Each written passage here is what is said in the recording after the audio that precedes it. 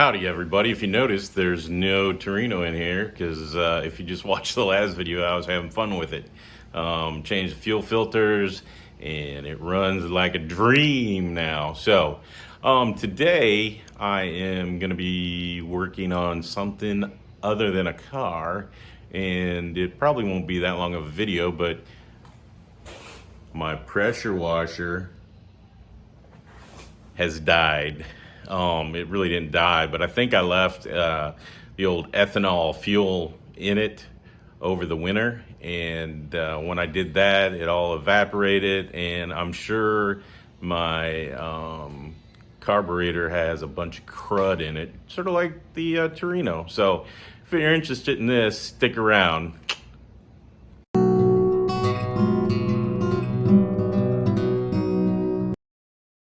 To be perfectly honest, this has probably been sent in a year or two, so we'll see. Because it looks almost brand new, but as you can see, it was manufactured in April of 2012. So I've had it for a while. So in order to take off the carburetor, or to get to it, but I'm going to take it off because I'm pretty sure it's shot after sitting this long, you have to take off the filter box. Oops. So you take the filter out, and right down in there are two 5/16 bolts. So I will set you guys up and then I'll take those off. Like I said, it's 5/16 bolts. Take these suckers out so I can get the filter box off. Once I get it off, I'll just move it out of the way. Just gonna loop it up here to get it out of the way. And as you can see, it's got a connector. It's actually, there's no throttle on this. This is all got a governor on it.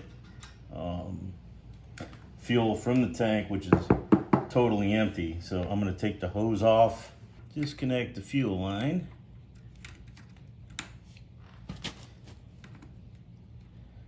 See if anything actually comes out of there, which I doubt, because like I said, it's been sitting for quite a while. Ooh, look at that, dust came out. That's not a good sign. That is not a good sign at all. All right, so I went and figured it out. It is a 10 millimeter, and so we will remove it.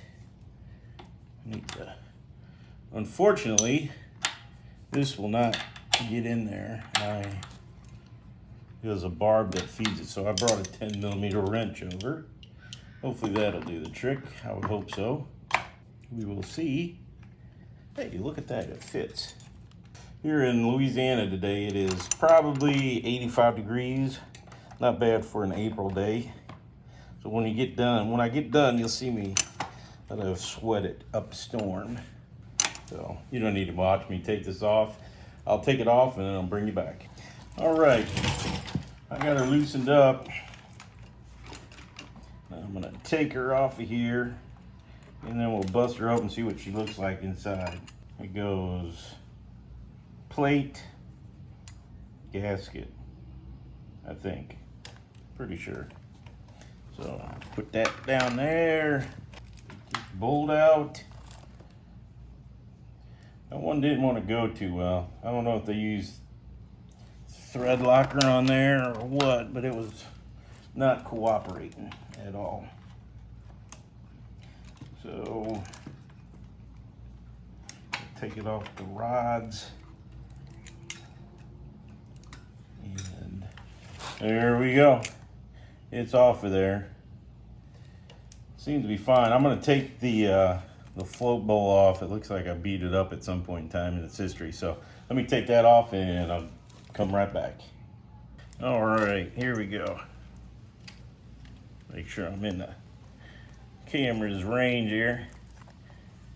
See what it looks like with the float bowl, and you can see the stuff on the bottom of the drain plug. Yeah, it's not too bad. Definitely got stuff in it, and I'm sure I could rebuild it.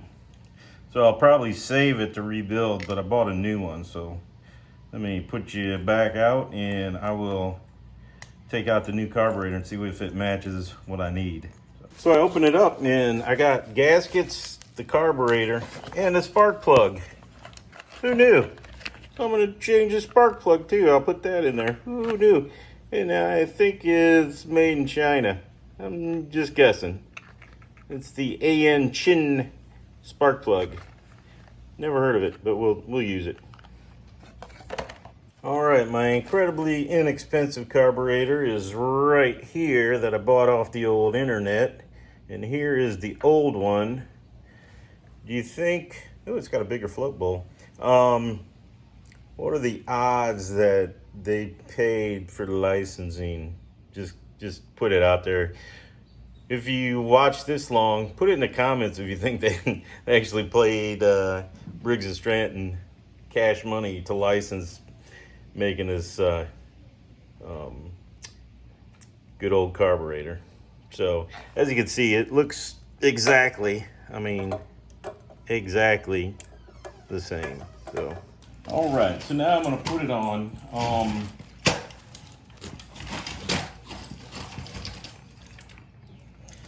There's two lines here. One goes to the choke, which is the front one here, and that's got the smaller OD that goes right on there. And then the larger one is the actual throttle blade, or throttle controller, and that goes there. So now I have those back on. Now, the way this goes, the bracket for the tension on the return spring, and then the actual fiber gasket goes right here. And there you go. I'm trying not to block it at all. But as you can tell, as always, if I can do it, you can do it. I got no fancy equipment. I think the carburetor kit and the spark plug were like $24, $25. I'll link it down in the bottom in the comments so you can go see. But you know, very, very, very inexpensive. So I am going to tighten it up, and you don't need to watch me tighten it up unless you're a glutton for punishment, but I'm not even gonna give you the opportunity. I'm gonna shut it off here and tighten this thing up. All right, so got her hooked back up. I still have to put the spring from here to over here, but other than that, I should be done. And so as soon as I put the spring back on, I'm gonna put the air box back on. So I'm gonna put you down, get you situated, and do that. Unfortunately, my eyes are terrible, so do this. And I took my glasses off, so hopefully I can see well enough to get this back together. And there it goes. Boom.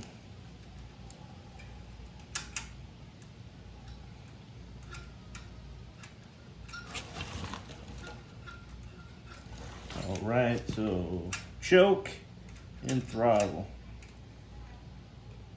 Boom, boom, boom, boom. All right, now the next step is to put the air box back on. Hopefully you can see that. I put the gasket on. It's got pins in there to hold it into place, and then the two bolts. So you can't put it on wrong, I guess.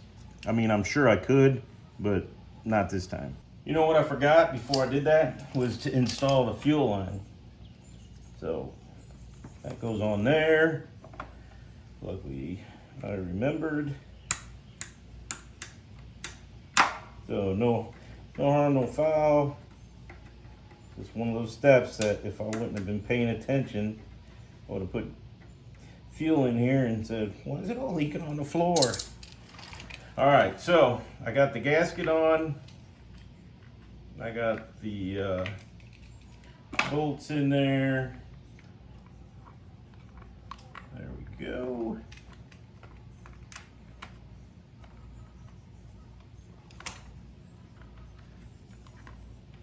All right, so that's all it takes to get it put back on there.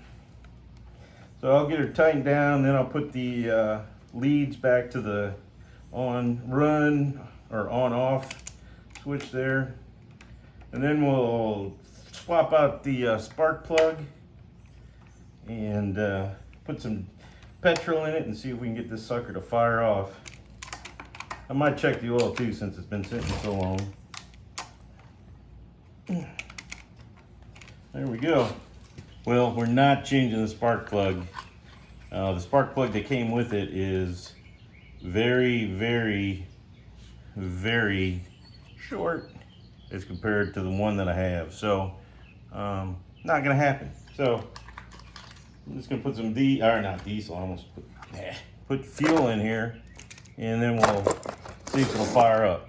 All right, let's see if we can get this started. I went and got fuel for it because I didn't have any. And then I checked the oil. The oil's good.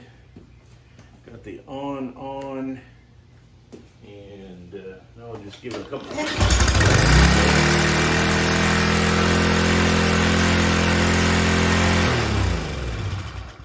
That was the first pull, swear to God. So I guess it works. Holy geez, that was quick. It was fast idling, but oh, my spring broke. Try this again, but that son of a bitch started right up. It looks like it's gonna be a good deal, but wait, I better turn it back on and we'll give it another pull.